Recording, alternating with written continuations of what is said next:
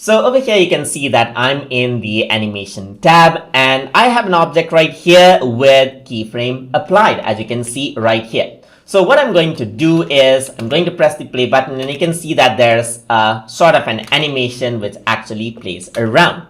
So now what I can do is I can go on to the top left. You can go around over here and click here. And then once you click here, you can see that you can turn on graph editor. So once I click on graph editor, then this is what you have. You have the graph just like this.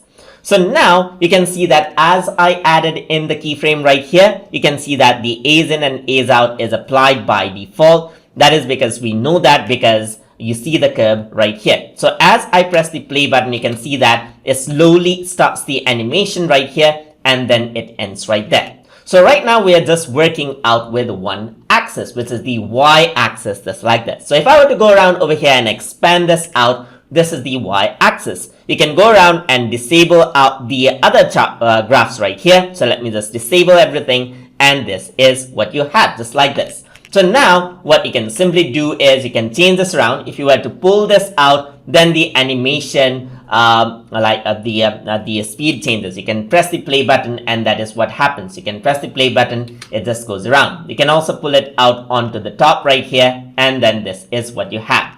So you can go around over here and press the play button and that is what you have. You can pull it out together and that is what you have. It just goes around and then plays out the animation faster for a longer distance. You can go around over here, play it out as well, and that's for a shorter distance. So if I were to go around over here, you can also change the animation graph just like this.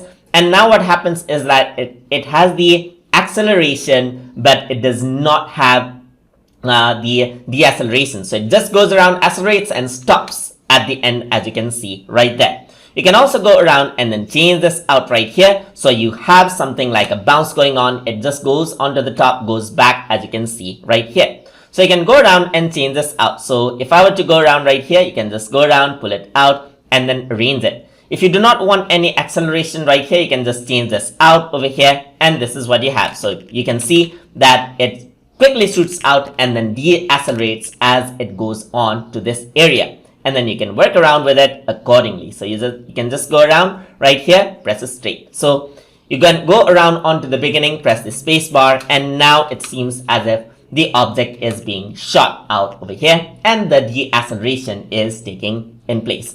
And that is how you can manipulate a graph for animation inside of Blender to change out how the animation works. So hope you guys learned something as always. And as always, please like, comment, share, and subscribe.